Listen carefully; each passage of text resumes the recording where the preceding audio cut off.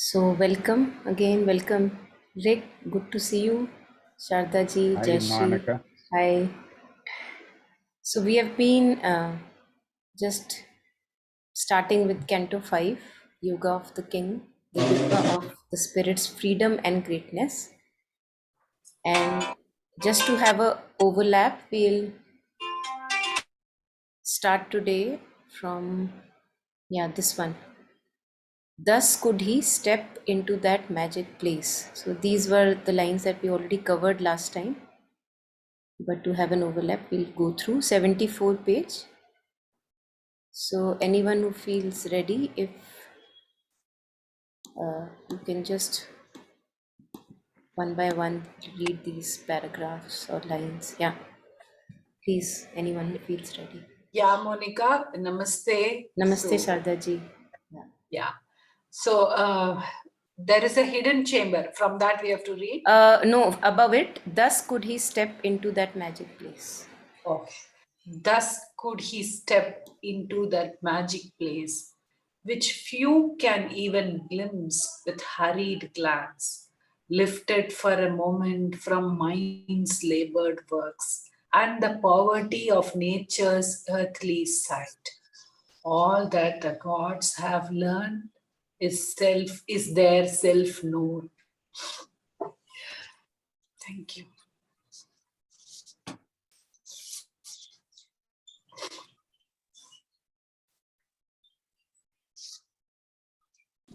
Yeah, anyone who wants to go next? There is there in a hidden chamber. There in a There, hidden chamber. Sorry.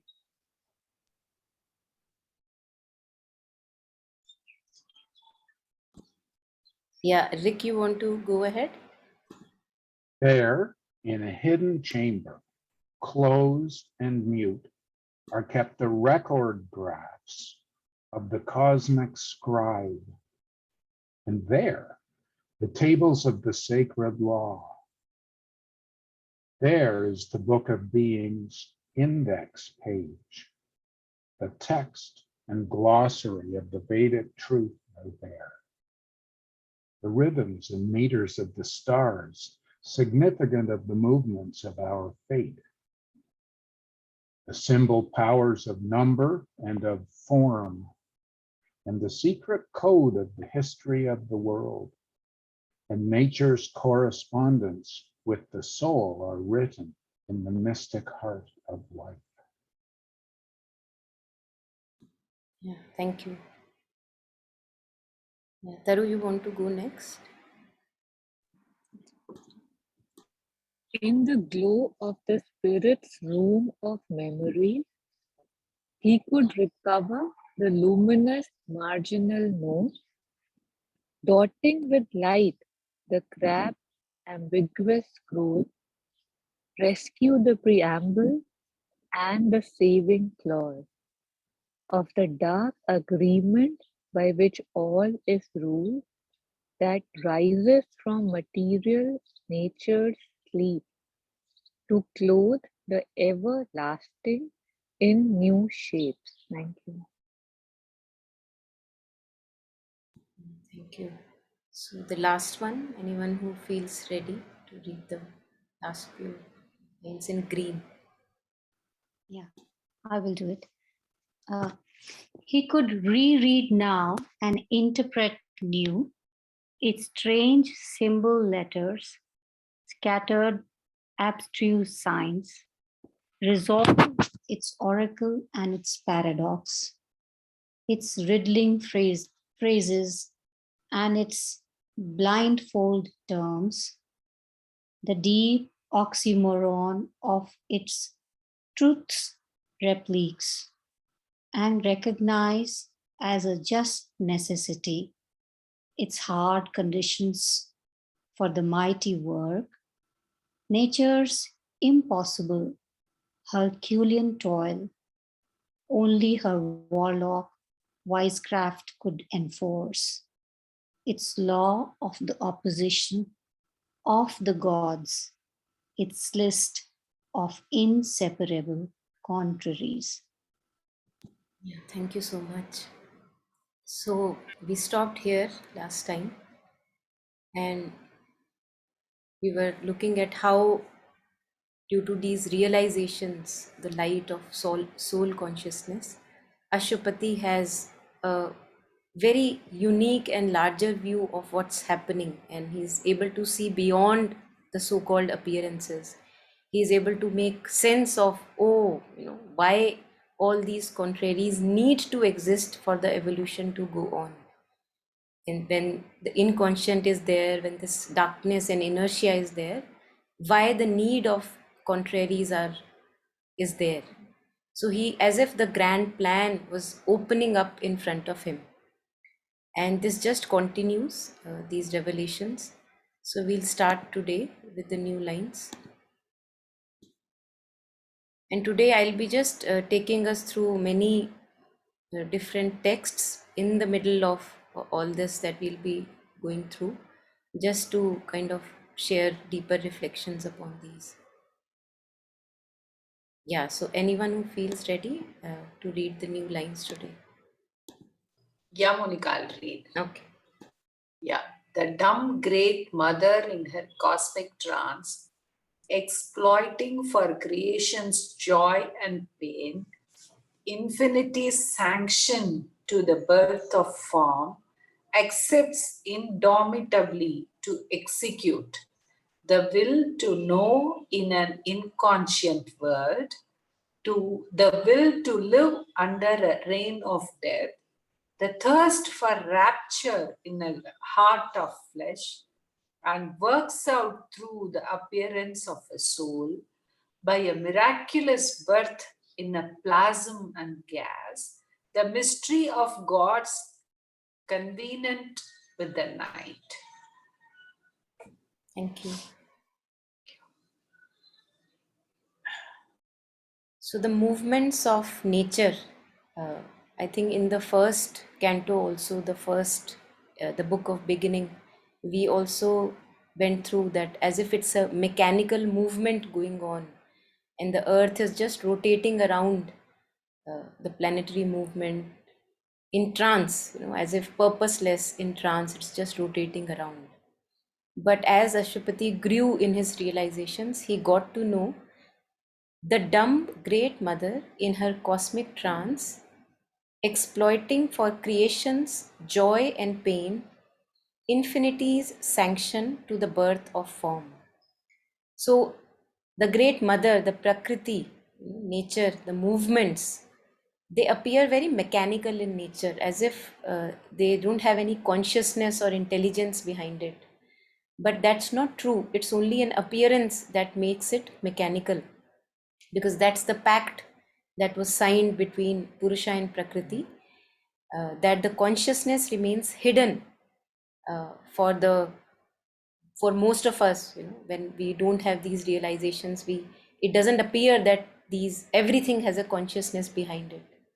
So that's why the dumb great mother, because it appears that all these movements, the patterns are just dumb. They are mechanical, they are repetitive. But what is she doing, the great mother?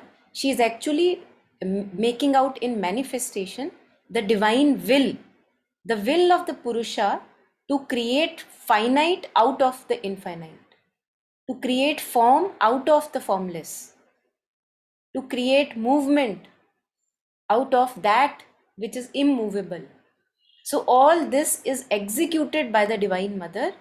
It's like infinity's sanction to the birth of form. So he sanctioned it, Purusha sanctioned it, and that's why Prakriti is, for his delight, Prakriti does all this.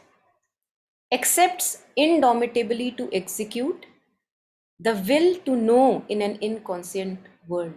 So as if you give a task to a person next to you, and he very loyally executes all the tasks that you share with him or her, and he would not give up before the tasks are complete.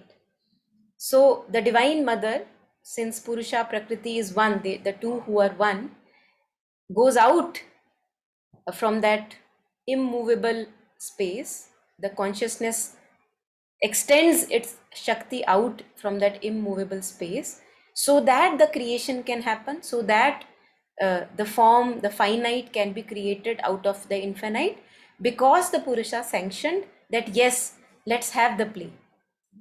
So I'm going to just share mother's words on these few earlier lines, the dumb great mother in her cosmic trance.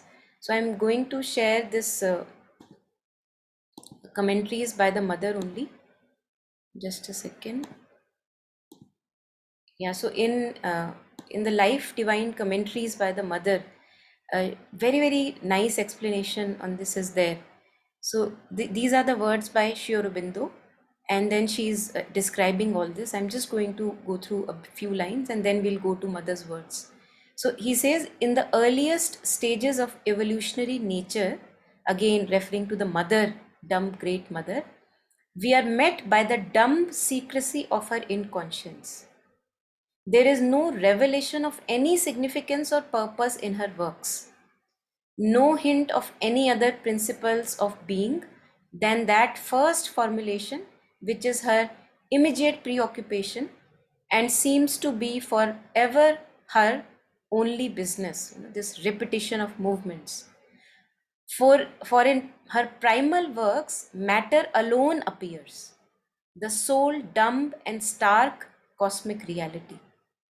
So I'm going to now jump to question that the questioner is asking here to the mother.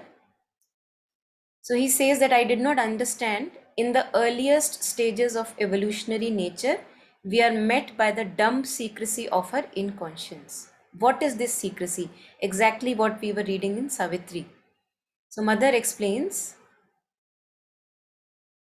it is what Sri Aurobindo has said from the beginning, that hidden in the depths, at the core of the matter, there is the divine presence, and that the whole terrestrial evolution is made to prepare the return of the creation to its origin, to its divine presence, which is at the center of everything. So at the center, at the depths of the dark inconscience and the matter, there is this hidden divine presence, half asleep, and the intention of nature is to bring it out to its fullness. I think we have again touched upon this a couple of times earlier also.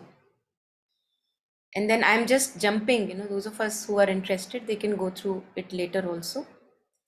As she takes up this creation, which appears to be totally inconscient, but which contains the supreme consciousness and soul reality, and she works so that all this can develop, become self-aware, and realize itself fully.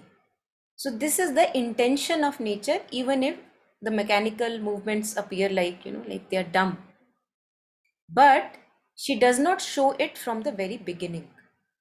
It develops gradually, and that is why at the start it is a secret which will be unveiled as it nears the end. And man has reached a point in the evolution high enough for this secret to be unveiled, and for what was done in an apparent inconscience, complete darkness, there is no knowledge there, to be done consciously, willingly, and therefore much more rapidly. So mother says that as a man, now we are at the stage of evolution, or consciousness is at such a stage that we can do now this collaborating. It doesn't have to just happen mechanically, how the nature was doing it for earlier forms. So then the questioner asks, and then mother replies, no, nature is not unconscious. So this is what again we were talking about, the dumb secrecy of the great mother. No, nature is not unconscious, but she has an appearance of unconsciousness. It began with the inconscience, but in the depths of inconscience, there was consciousness. And this consciousness is gradually developing. And now science is discovering, for example, we talk about the consciousness evolving, like first appearing as a plasma, stone, life forms, animals, human beings. So he says that, she says, now science is discovering that this is only an appearance. So how a stone appears like dumb, as if it does not have any consciousness. So the science is discovering that this is only an appearance, that all this is only concentrated energy, and of course it is a conscious force which has produced all this. But apparently when we see a rock, we don't think it is conscious. It does not give the impression, so it is just an appearance, that appears unconscious. It seems to be altogether unconscious. And this is the great journey that all of us are here for. The start, the great journey in the inconscious, in darkness, oblivion, unconsciousness, the awakening and the return to light. So again, referring to that mantra or the sloka, as we share, asato ma sadgamaya, tamaso ma jyotirgamaya, mrityor ma amritam gamaya. So from falsehood to pure knowledge, absolute truth and knowledge, from tamas, which is full of darkness, inertia, to extreme light, absolute light, and from mortality to immortality. That is the journey of this evolution. Yeah, and I think the rest of it we come to later. Yeah, so anything here, anyone?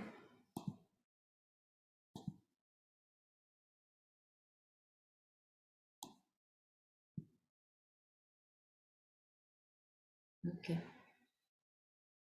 So I'm just moving forward. If there is anything, please unmute at any point of time. And now Mother talks about, Sri Aurobindo talks about the will to know. So how is she doing it? How is Mother Nature uh, bringing out that divine, out of that, manifesting the divine out of that darkness of the matter, the inconscience? How is it doing it? It has incorporated a will, the urge, the seeking, the will to know in an inconscient world. So now he's putting like these two opposites together, how these opposites are making evolution happen. So in a world of inconscience, no knowledge, extreme darkness and ignorance, how shall we move forward to knowledge? By a will to know. The will to know in an inconscient world, the will to live under a reign of death. So we see that there is death, everything is temporary, fleeting. We have a fleeting existence. We come and go, bodies are drop dead. We can't seem to live forever. Yet there is a will to live, knowing that there is death, knowing that all of it is fleeting, yet we have a will to live. We more and more science is happening, medical science is, creating bounds and leaps progress in order to increase, how we can increase the lifespan of a human being. So there is a will, there is an urge towards immortality. The thirst for rapture in a heart of flesh. So rapture is like absolute bliss. There is bliss, and yet we crave for that bliss. We can experience that bliss even though we have a heart of flesh. So again, putting these opposites, almost seeming opposites, together. The thirst for rapture in a heart of flesh, and works out through the appearance of a soul by a miraculous birth in plasm and gas, the mystery of God's covenant with the night. So as if like a pact has been signed, uh, the divine has signed a pact with its seeming opposite called darkness or absolute night. So we are going to again go through a few words by the mother. Okay, so is the screen visible for everyone? Savitri, in front of you? Yes. Okay, okay. So Taru, it is visible for others. Just check your screen. So I'm going to anyway change, because we are going to look at mother's words again on the will to know, the will to live. So in again commentaries on Life Divine, mother shares about this urge, the urge which started when we began our journey right from the beginning as a plant, for example. Plant seeks light. A plant, we see that wherever you plant it, a seed, first it is in the darkness and then it grows towards light. So there is a seeking towards light. So that's what we are going to uh, read here, words by the mother.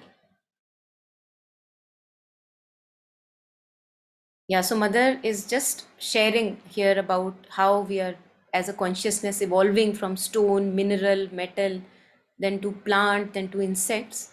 She says, then comes the development of the vegetable kingdom where naturally life appears. There is growth, transformation. A plant sprouts up, develops, grows, and with the first phenomenon of life comes also the first phenomenon of decomposition. So we see that as a stone, it would not decompose as quickly as will a plant do. A plant or a flower will wilt very soon. So that's the price it pays to have a delicate form. And the form of a stone or rock, like it can, of course, it decays over time. It degrades or erodes over time, but the decomposition is very, very slow. But in subtle forms, the decomposition is very quick. So a plant, for example, would wilt soon or sooner than a rock. So disintegration, which is relatively much more rapid than in stone. Those who have studied the vegetable kingdom in detail are well aware that there is a consciousness there. For instance, plants need sunlight to live. The sun represents the active energy which makes them grow. So if you put a plant in a place where there is no sunlight, you see it always growing up and up, trying, making an effort to reach the sunlight. And this is what we also see in as human spirit. No matter in what darkness we are kept, we have umpteen number of stories of the shining and rising of human spirit, even in the worst possible cases, and especially in the worst possible cases, because then one just has to find the light. We see in concentration camps, we see stories, people abandoned somewhere, lost somewhere, and how it rises. There are marvelous stories about that. So this effort to reach the sunlight. So this plant stretches up, makes an effort to find the light. Therefore, there is consciousness, a will to live. So this is the will to live which we were reading in Savitri. And this will to live is also there, very palpable in higher animals. And she shares the example of elephants with their wonderful intelligence, that they are very, very conscious and they have an independent will. So I'm just going to just browse through if there is anything else. Yeah, I think that's it. There is more definitely, but we are going to just touch upon here.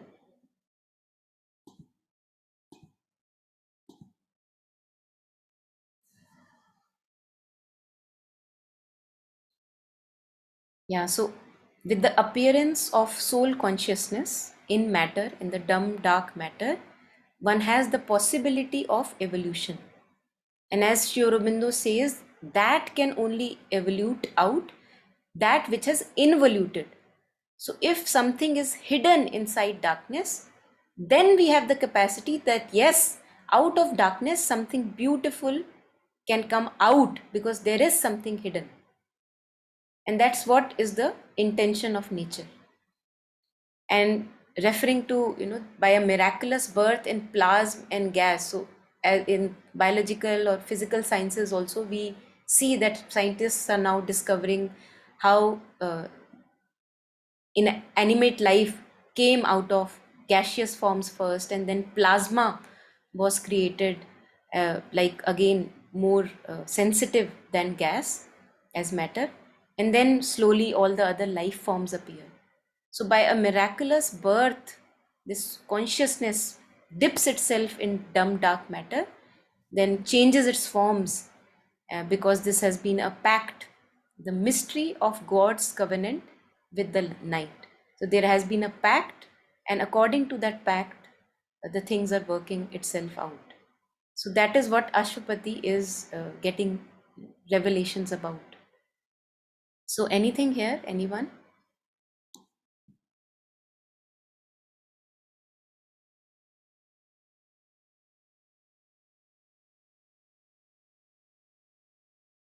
And we also see this, in our lives, in individual lives. We see that we are always, in our families or in our circles, we are always faced with people which are opposing in nature, which are difficult, so-called difficult people, and they are very strategically placed in our lives, and it's we can be grateful for those people, along with being grateful to so-called friends also, that because there is an opposition in front of me, and that's why I will have second thoughts about what I want to do. I'll face resistance. I will recheck with myself, okay, is this really I want to do? So we get surer about anything, and if we are maybe going to follow a wrong path, then because of that opposition, we maybe will have second thoughts, and we may step off the path that we may begin to start with. So the opposition is very strategically placed. And in gymming muscles also, we see that the slowly, as we in our greater measure we give more opposition to muscles, the muscles grow, the strength in the muscles grows.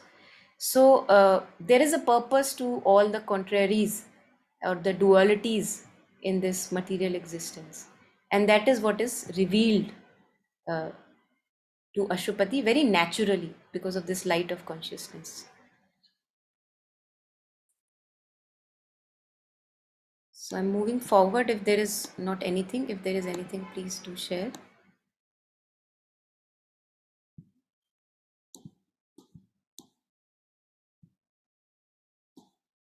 Yeah, anyone who feels ready.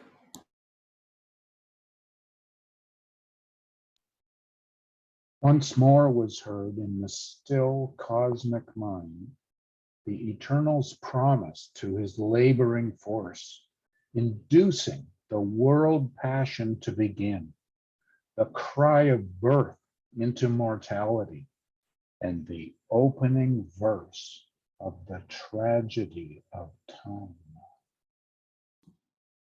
Thank you. So in his still mind, which is now standing in a cosmic realization,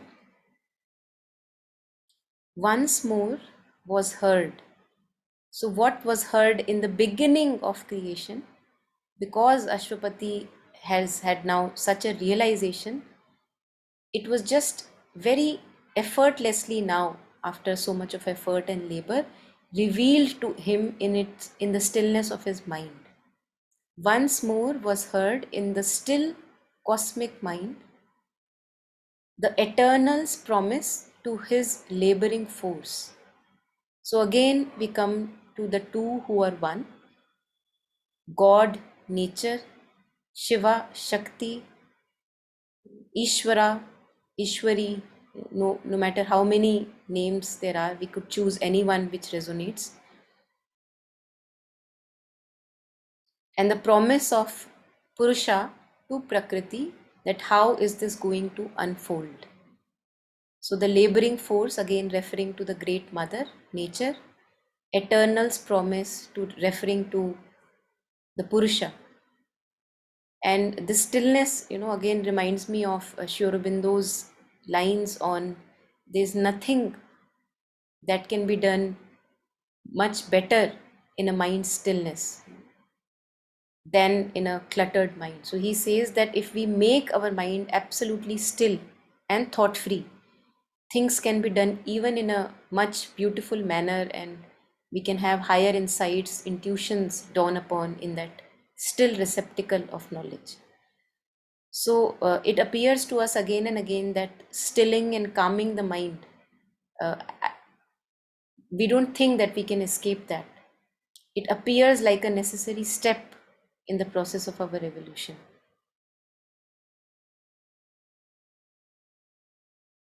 And this promise was revealed to Ashwapati, that okay, this was the game, inducing the world passion to begin. So this pact between Purusha and Prakriti, this promise, began the creation of finite out of infinite, began the intense drama. So passion is always, whenever we use the word passion, it's like intensity is there, intense emotions, intense drama. And that's what we have. If we look at the creation, if we look at the way how we live, we have very serious intense drama going on. And why is it going on? Because it has been sanctioned by the Purusha. So this induced, the promise between Purusha and Prakriti induced the word passion to begin, the cry of birth into mortality. So the immortal plunged into mortality. And the opening verse of the tragedy of time.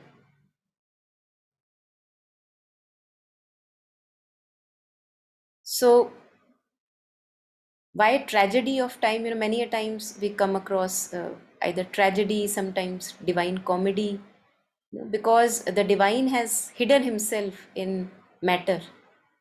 And the way we live, it's mostly a tragedy, because there is so much ignorance that a whole lifetime is lived, and one doesn't get really conscious of one's divine self.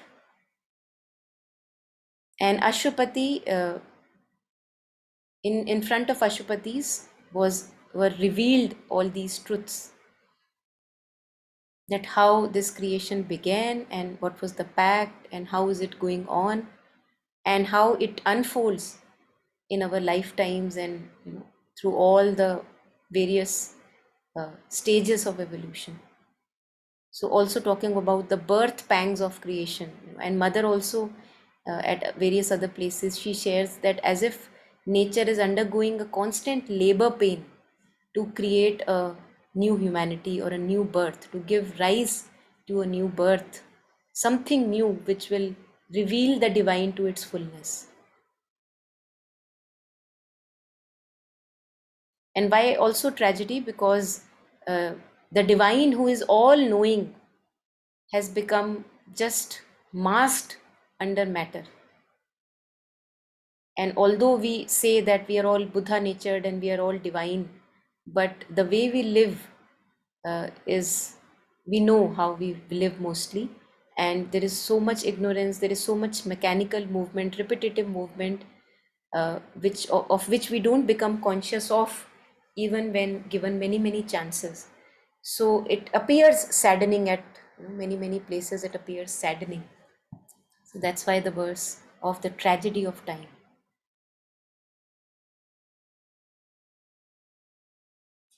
Yeah. So I'm going to just read a couple of lines. I don't have it on screen. Sorry for that. So there is this book called God Speaks. Taru and myself, we had read it a few years ago together. It's by Meher Baba. It's a bit complicated book. One, I feel that I could not have even thought of picking up this book by myself. But there is something here which is for me very simple to understand, and I thought I'll just share it with all of you at this moment, the lines where we are. So how is it a tragedy, and how can we remind ourselves again and again of our divinity? So Rumi, Maulana Rumi, he had a parable to illustrate this tragedy. So he shares about a story. I'm going to read that story to all of us. The cub of a tiger happened to be reared amongst a flock of sheep.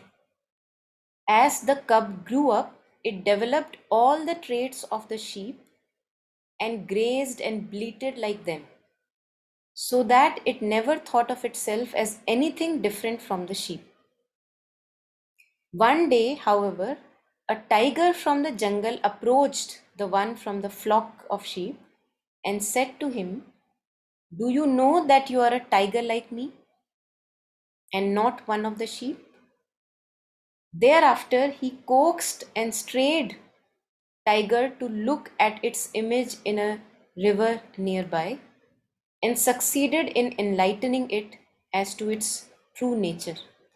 So then he shares that the moral of this fable is that man also allows himself to be identified with the world of senses, which we call as, in mother's terminology, we would call it as lower prakriti, or lower movements, lower nature. So man allows itself to be identified with the world of senses and seems to have no way of escape. But there is a way of escape. For eventually a master appears who enlightens him. He is then redeemed and finds himself in the course of time face to face with his ultimate goal, God realization. So this is what we have been, in words of Mother and Sri Aurobindo, we have been going through, that the man has to first reclaim his position as man and then to become a divine man. We don't have to stop at animal man that we are right now. So another, he shares, I think it's Persian. So I'll just read it, these two lines in Persian, and then share the English translation again from the same book.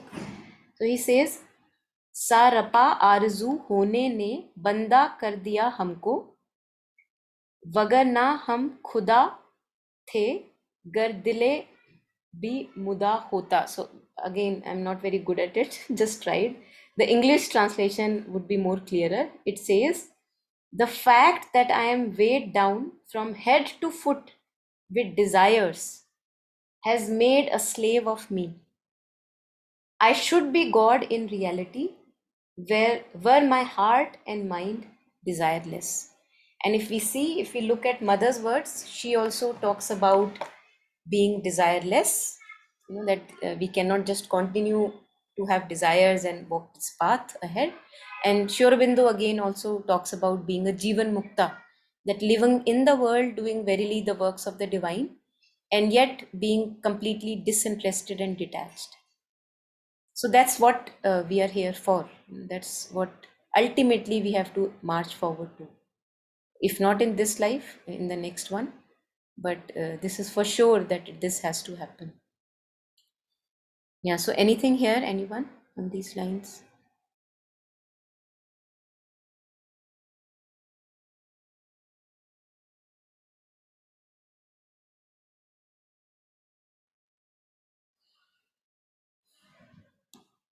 Okay, I'm assuming there is nothing in going forward.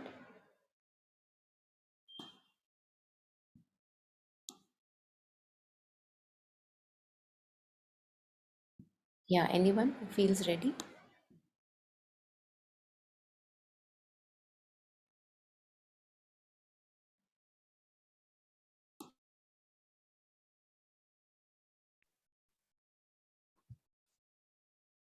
Out of the depths, the world's buried secret rose. He read the original ukase kept back in the locked archives of the spirit's crypt and saw the signature and fiery seal of wisdom on the dim power's hooded work, who builds in ignorance the steps of light. Thank you. So again, continuing with Ashupati's realizations, revelations to him. So what he saw, out of the depths, the world's buried secret rose. He read the original ukase. I think it's ukase. Yeah, something like that. It's a Russian Russian word coming from Russian history, kept back in the logged archives of the spirit's crypt. So ukase, if I'm not wrong, is like a decree, like which comes from coming from Russian history, like Tsar used to be there, like someone like a king. And once he has decreed something, then there is a force associated with that decree, whatever command he has given. So he saw that the original command that came out of the divine, and that was a hidden command. It's not very obvious to us in ordinary consciousness to have that realization or revelation of that command. So he saw that command, which is secret, which is hidden, locked archives of the spirit script. But now, as he is in the spirit consciousness, so he's able to see, he's able to just easily look at this command given by the divine, which is not obvious to all of us, and saw the signature and fiery seal. So he saw this solid stamp of the divine, of wisdom on the dim power's hooded work. So what appears as a dim power, this unconscious nature in its flow, as if it has no idea what she is doing. He saw the seal of wisdom, the divine wisdom, on the nature. And he realized that nature movements, which appears unconscious, they are not unconscious. They have an intelligence behind the movements. And I think if we closely observe nature also in general, our own nature, and nature in general outside, like animals, plants, insects, we will see that there is a hidden intelligence working. It's not like a dumb movement at all there, which on surface may appear dumb.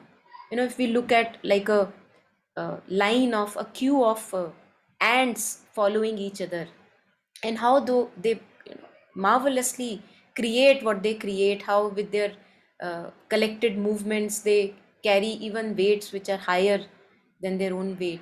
So we will see that there is an intelligence working behind the movements of nature. In plants, for example, we will see that there is a consciousness. Plants respond to feelings. Mother says about flowers, how they are very responsive to feelings. So if we and that's why we, whenever we want to wish or congratulate anyone, and we want to share our feelings to anyone, we offer them flowers. So they have, and mother also, I think there is one anecdote where there is a person, whenever he would get flowers, the flower would get wilted, but in presence of mother, the flowers will regain their freshness for a longer time. So mother used to say that it's a reflection of our consciousness, because flowers are so sensitive, they are very receptive, and they respond to your consciousness. So if I have more ill will in myself, which my form can hide, so by bodily gestures I can hide that ill will. But since there is consciousness in flowers and plants, they very quickly respond to that consciousness within us. So we will see that there is a wisdom. He was able to see that there is a stamp, there is a fiery seal of stamp of divine wisdom on this dim power of nature, which appears in conscious and unconscious and ignorant in its movements. That he was able to see. And that's how she is able to build in ignorance the steps of light.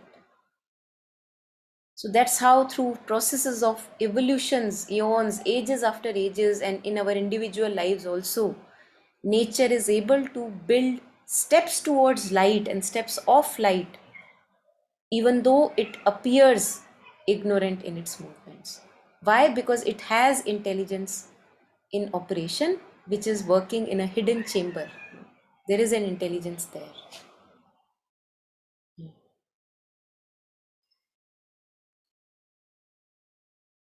Anything here? Anyone?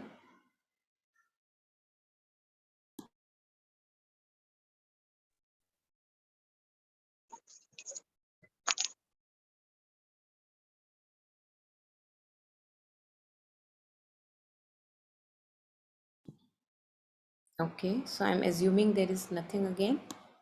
Moving forward. Yeah, anyone who feels ready?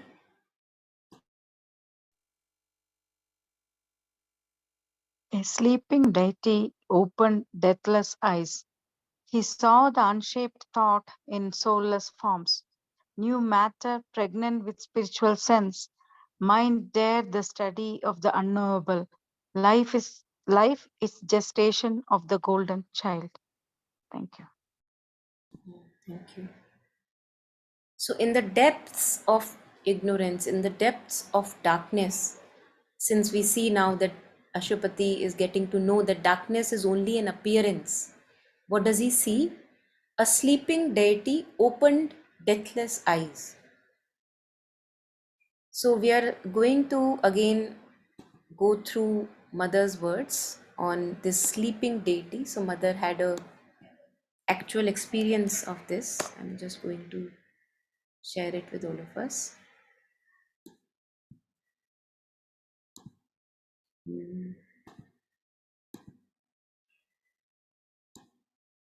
So this is an agenda, I think, if I'm not wrong. I don't know where it is.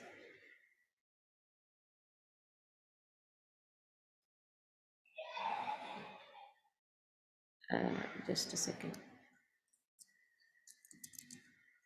Yeah. So mother says, one even finds, I think this is talking to Satprem, if I'm not wrong. On one even finds accounts full of imagery depicting a being of prismatic light lying in deep sleep in the cave of the inconscient. So we also in other images see the image of Vishnu, for example, in half trance, or yeah, lying in this lying down position, half awake. And then mother says her experience. Where is it? I have had the experience of being missioned, so to speak, in a form of love and consciousness combined. I had the impression of being, or rather of finding, a symbolic being in deep sleep, so veiled that he was almost invisible. Then, at my contact, the veil seemed to be rent, and without his awakening, there was a sort of radiation spreading out. I can still see my vision.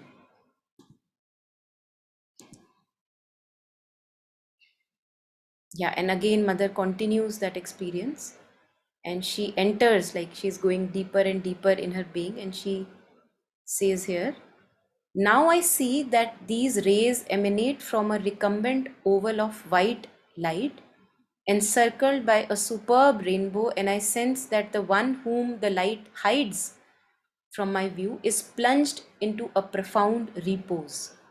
So again, referring to that sleeping being. For long I remain at the outer edge of the rainbow, trying to pierce through the light and see the one who is sleeping, encircled by such splendor. Unable to discern anything, I enter the rainbow and thence into the white and shining oval. Here I see a marvelous being, stretched on what seems to be a mass of white eider down. His supple body, of incomparable beauty, is garbed in a long white robe. His head rests on his folded arm, but of that I can see only his long hair, the hue of ripened wheat flowing over his shoulders. A great and gentle emotion sweeps through me at this magnificent spectacle, and a deep reverence as well. Has the sleeper sensed my presence? For now he awakens and rises in all his grace and beauty. So this is what we were reading in Savitri also. A sleeping deity opened deathless eyes. So mother says, shares, for now he awakens and rises in all his grace and beauty. He turns towards me and his eyes meet mine, mauve and luminous eyes with a gentle and infinitely tender expression. Taking my hand, he leads me to the couch he has just left. I stretch out on this downy whiteness, and his harmonious visage bends over me. A sweet current of force enters wholly into me, invigorating, revitalizing each cell. So, beautiful, I don't know, we don't have words what experience is that. So, I thought it very much resonated with what we were right now going through.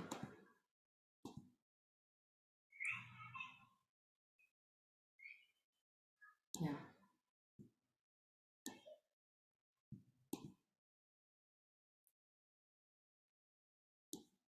So a sleeping deity opened deathless eyes. He saw the unshaped, referring to Ashupati, he saw the unshaped thought in soulless forms. So now he was able to see how the divine involuted in the darkness of the matter. So soulless forms, the finite forms which are dark, full of inconscience of the matter, dumb matter, and yet he saw that there is something in it which is forming itself, like evoluting out of itself.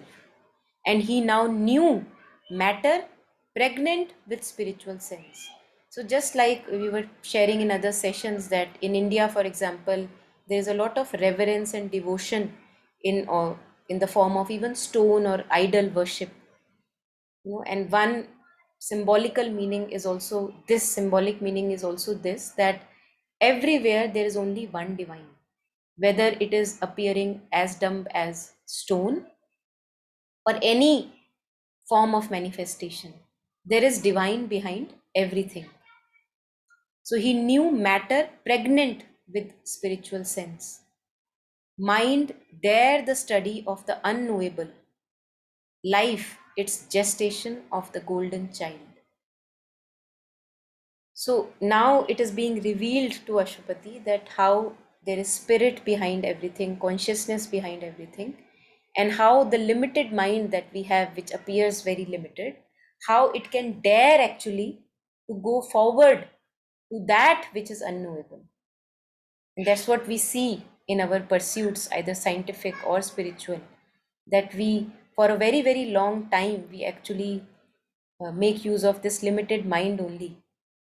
And then, of course, transformation of mind also happens with the illumination. And it dares to study the unknowable, and how life is actually, the evolving forms of life is nothing but gestation. It's like a period of pregnancy, and a new birth, a new race has to happen through this gestation. The golden child, the child of immortality, the child of light, that has to come out of all these forms and evolution of matter. Yeah. So we are just going to read last few lines, and then again I would like to share something by Sri Aurobindo only, again on the lines that are coming forward.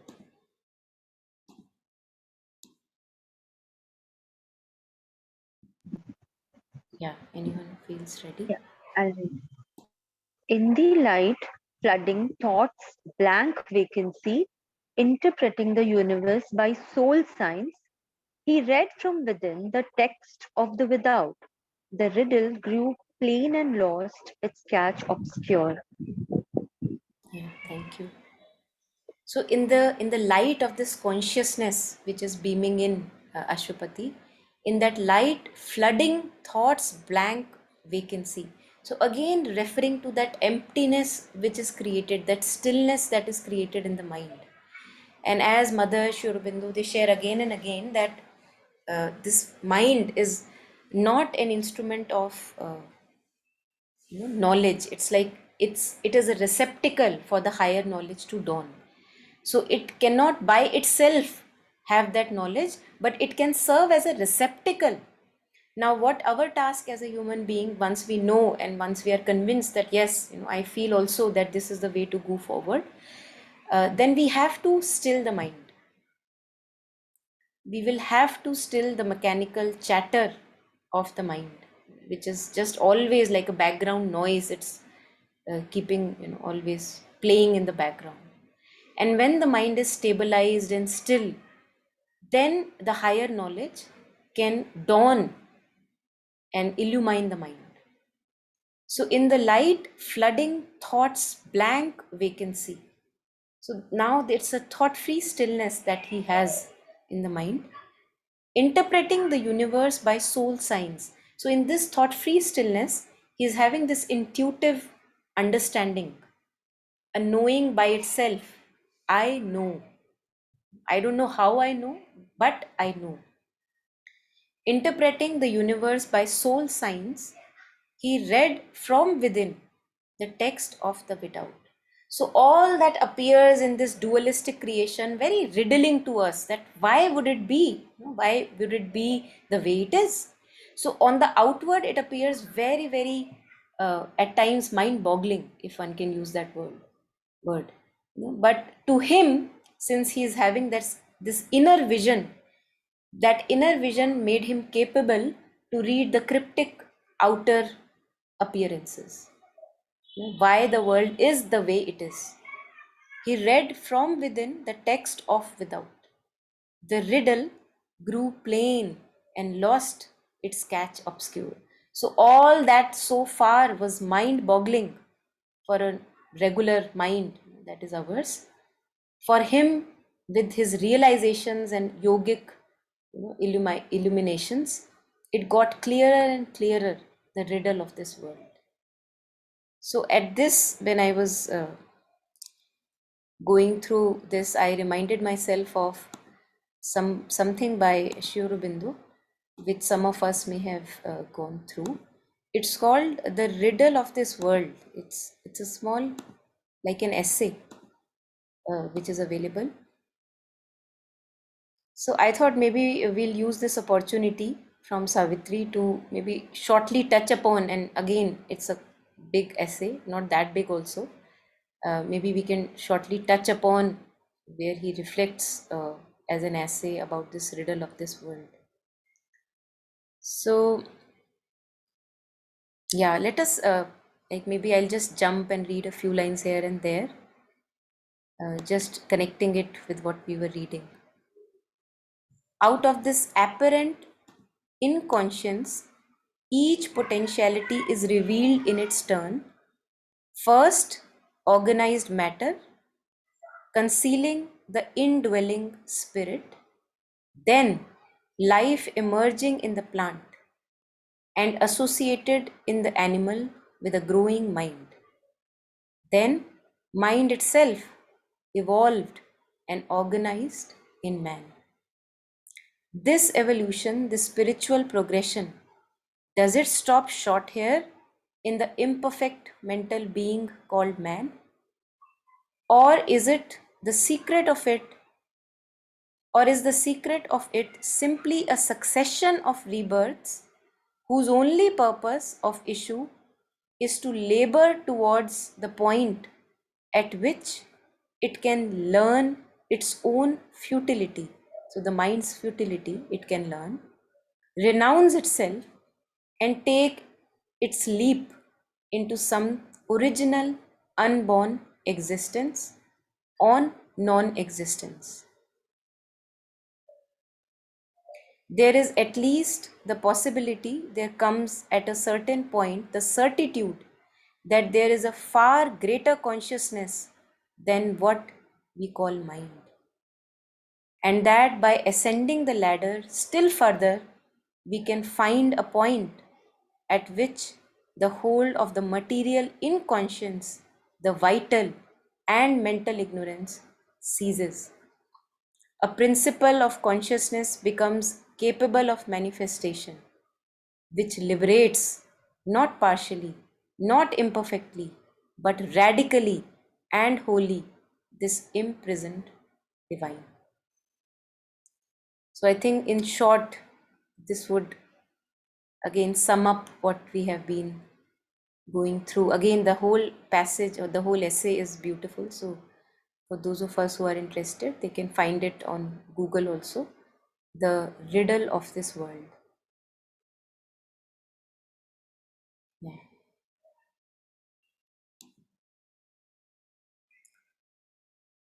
So I think we can stop here as far as the lines are concerned. If there is any reflection, if there is anyone who wants to share, please unmute.